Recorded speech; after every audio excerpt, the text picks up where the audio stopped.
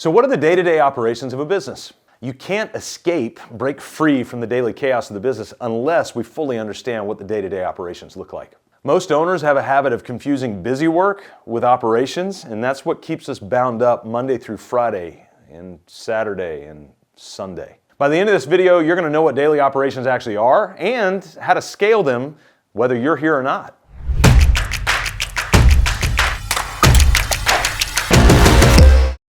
We have the opportunity to be able to work with business owners really around the world, and a lot of them tend to be in contractor space. And we get invited to speak a lot in the contractor space and that sort of thing. So we'll show up, and in fact, at the time of this recording, tomorrow, I'll be at a trade show and an expo, and I'll be speaking a few different times. And as I'm speaking, here's what's going to happen, because we've done this so many times.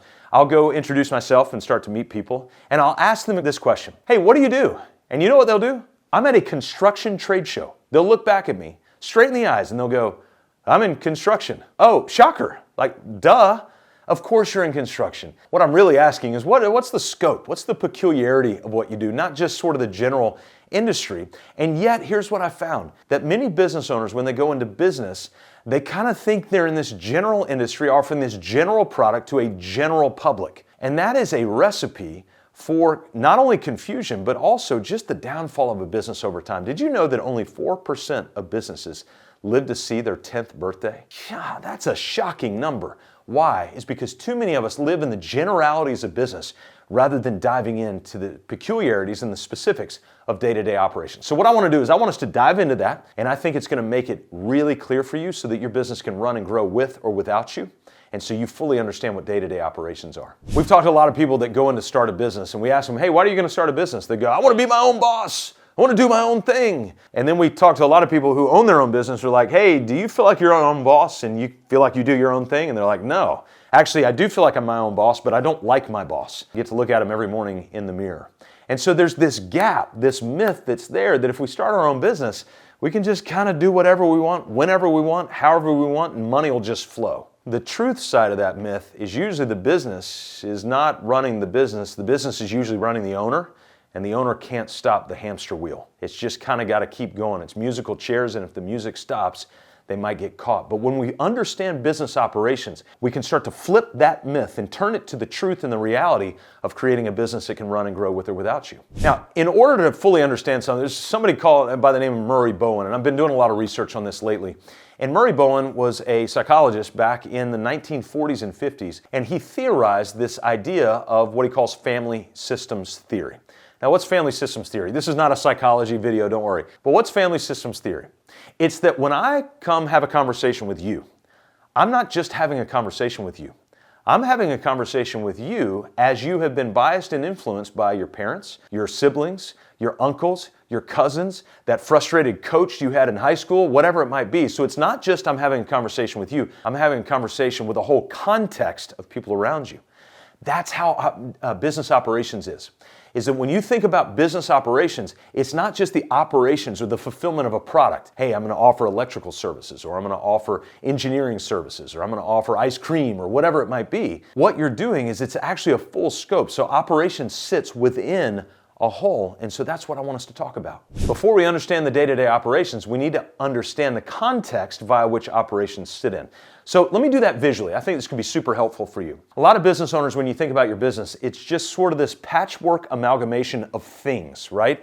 Email, text, do the thing, fulfill the product, account for it best I can, try to use the money where I can. If there's money in the bank, then I must be making money. Like all of those things that are just a patchwork quilt, really they don't offer any warmth whatsoever. But when we can see operations within a context of a system, so I want you to imagine this is a system. It actually is. It's called our Business Operations System, or the BOPOS, the Business on Purpose Operating System. The operating system is based on what we call 4 foundational cornerstones. Theoretically, these would be at the bottom holding this up, but you get the point.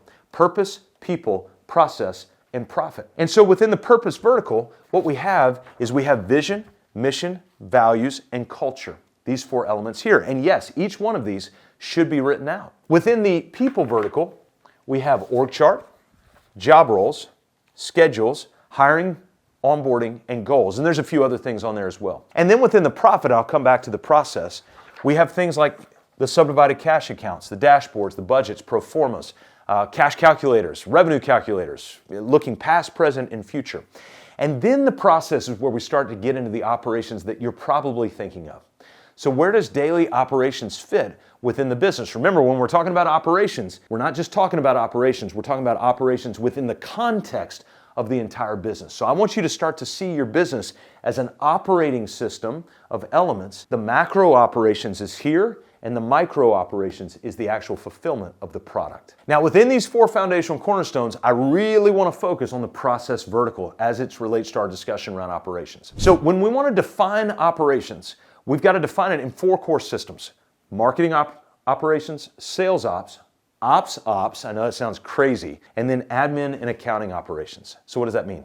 Well, each one of those operational functions, let's maybe use a different term, process. So we have these marketing processes, or the operational process.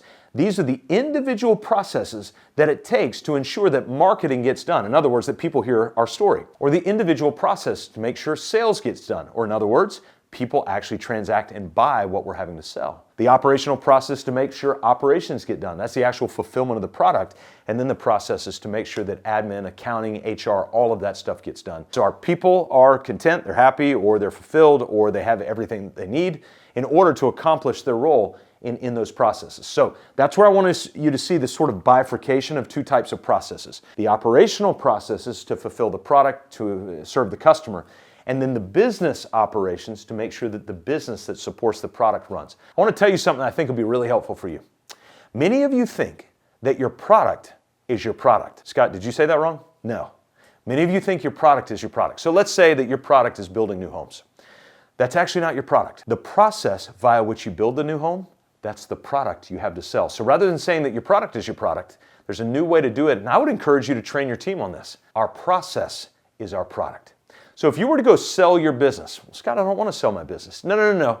But every business is much more fun when it's sellable. And not only that, but did you know that 100% of people, yes, even you, are going to eventually transition your business? It's called death. And it's going to happen to every single person. But we can only transition a business that's actually mapped out that other people can go out and grab. But when the business is in our head, there's nothing really there to sell. So what we want to do is map out those operational processes. And so not only do we have clarity in how we operate the business every day, but we also have an asset to sell and grow and run, whether we're there or not. So go back to that phrase. Your product is not your product. The process by which you deliver your product is the product that you have to sell. It's the product you have to train on. So if I come to you and ask you what you do, don't tell me construction. No. Go deeper than that. We actually have an entire operational process to be able to go in there and do it. All right, so I want to give you a gift. All right, it's a hack. It's going to be something that will take all of this, because I want to tell you, when you look at this, you might feel a little overwhelmed. And I get it. I understand it. This is our world. This is what we do. So we live this every day. But you're busy fulfilling your product. And so you might not think about all of this. Well, that's where we come in. We've done a lot of this thinking for you. So I want to give you a hack. It's called a master process roadmap. So imagine you take the marketing, sales, ops, and admin functions of the business. Here's what I want you to do. I want you to turn them horizontal like this. So we're vertical here. We're going horizontal here.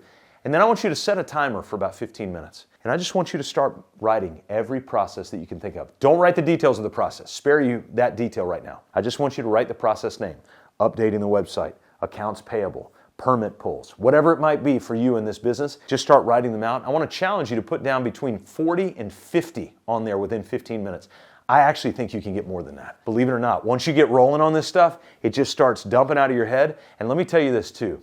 It's going to be cathartic. It's actually going to feel pretty good to get all of this stuff that's just swimming out in your head all down on a sheet of paper. And once you do that, now it becomes objectified. We can look at it, we can see it, we can feel it, we can sense it. And not only that, we can train it and delegate it. And we can start asking other people to do it as well. All right, now, when I say asking other people to do it as well, that means communication. We've got to have some form of communication around that. So I'm going to give you another hack. So we've got the master process roadmap right here, but then I'm going to layer something on top. Remember like the old school, some of you older folks, remember the overhead projectors and you put a little screen on top? Sorry, it's a little blast from the past there. All right, so we're going to layer something right on top of this, and it's what we call the T5 strategy. Okay, you ready?